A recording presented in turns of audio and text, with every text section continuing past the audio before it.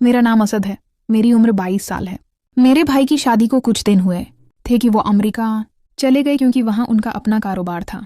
अब घर में सिर्फ अम्मी, अबू और भाभी रह गए थे। मेरी भाभी जवान और खूबसूरत थीं। इन्हें देखकर मेरे दिल में कुछ अजीब सी कैफियत होती थी। भाभी अक्सर कहती थीं कि उनके सर में बहुत दर्द रहता है। दरअसल बात ये थी कि भाई शादी के फौरन बाद अमेरिका चले गए थे। एक नई दुल्हन के लिए शोहर के बगैर वक्त गुजारना बहुत मुश्किल होता है और उम्मी की उम्र भी ज्यादा हो चुकी थी। घर की जिम्मेदारियों के लिए एक और सहारे की जरूरत थी। इसलिए भाई ने हमारी जरूरत के पेश नजर शादी कर ली थी और अमेरिका जाते वक्त मुझसे कह गए थे कि भाभी का ख्याल रखना। भाई के पैसों से मैं बहुत आयाशी करता था और चाहता था कि भाभी मेरी कोई शिकायत भाई से न करें। एक रात 12 बजे भाभी ने मुझे आवाज देकर अपने कमरे में बुलाया। मैंने सोचा कि शायद उन्हें मुझसे कोई जरूरी काम होगा, लेकिन जैसे ही मेरी नजर भाभी पर पड़ी मुझे बहुत शर्म महसूस हुई क्योंकि भाभी इस तरह बैठी हुई थी कि मेरा दिल धड़कने लगा। मैं घबराकर मुन्ना फेर लिया और कहा, भाभी कोई काम है? आपने मुझे बुलाया है? आमतौर पर भाभी घर में दुपट्टा पहनकर रहती थीं, लेकिन आज वो बगैर दुपट्टे के थीं। मैं हैरान रह गया। मेरी आवाज सुनकर भाभी ने कहा, अंदर आ जाओ, मुझे तुमसे जरूरी बात करनी है। वो बस्तर पर इस तरह लेटी हुई थीं कि मेरी निगाहें एक ही जगह टक गईं।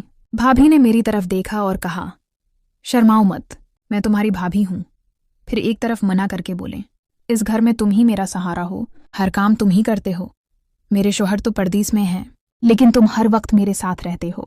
बस यही सोचकर मैंने तुम्हें बुलाया है कि इस मुश्किल वक्त में भी तुम मेरे साथ रहोगे। भाभी की बात सुनकर मैं समझ नहीं पाया। उन्होंने मुझे आजमाइश में डाल दिया था। मैं सोच में पड़ गया। भाभी कैसी औरत हैं, दीवर को मसाज करने को कह रही हैं। क्या उन्हें शर्म नहीं आती? ये मुनासिब बात नहीं थी कि मैं भाभी का मसाज करूं। एक औरत का मर्द से मसाज करवाना, वो भी अपने दीवर से। अगर कोई और होता तो मैं साफ इनकार कर देता, लेकिन मैं इस वक्त भाई के पैसों पर पल रहा था, इसलिए भाभी के सामने जबान खोलने की जरात नहीं थी। भाभी ने इशारे से तेल की बोतल दी और कहने लगे, ये बहुत अच्छा तेल है। फिर मुझे लगा कि शायद वाकई भाभी के सर में दर्द है। मैंने तेल की बोतल उठाई और बस्तर पर उनके पास बैठकर आहिस्ता आहिस्ता सिर पर तेल लगाकर मसाज करने लगा। मैंने अपनी नजरें झुकाकर रखी थीं और अपने आप को कंट्रोल में रखा हुआ था, लेकिन मैं भी एक जवान लड़का था। कितनी देर तक अपने आप को रोक सकता था? जैसे जैसे मैं तेल लगा रहा था, भाभी की आंखें निकल रही थीं, जिन्हें सुकून मिल रहा था। भाभी ने दोबारा मेरी तरफ नहीं देखा और मैंने भी अपनी नज़र उनके चेहरे पर नहीं डाली। भाभी की आवाज़ पूरे कमरे में गूंज रही थी। फिर भाभी को नींद आ गई और उन्होंने आवाज़ निकालना बंद कर दिया। मैं उठकर उनके कमरे से बाहर आ गया, लेकिन मेरा दिल अभी से तड़प रहा था। भाभी की आवाज़ वाकई कमाल की थी। सारी रात मैं यही सोचता रहा कि शायद ये मेरी अपनी सोच है। अगले दिन भाभी ने कहा, तुमने मेरे सिर का दर्द खत्म कर दिया, मैं तुम्हारी शुक्रगुजार हूँ। इनकी बात सुनकर मैं बहुत शर्मिंदा हुआ और कहा, भाभी आप सारा दिन घर का काम करके थक जाती हैं, इसलिए मैं कोशिश करूंगा कि आपके साथ काम में हाथ बटाऊं। मेरी बात सुनकर भाभी कहने लगे, मेरी थिकन कभी नहीं उतर सकती।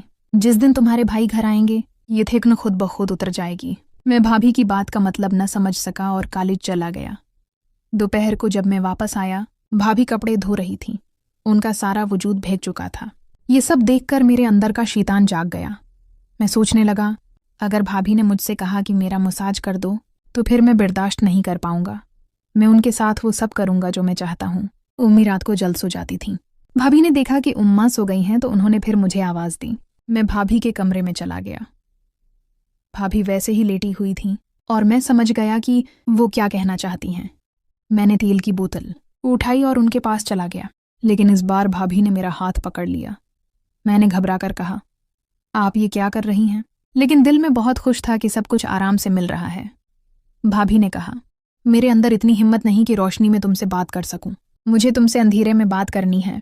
अचानक भाभी ने तेल की बोतल ले ली और मेरी मसाज करने लगे।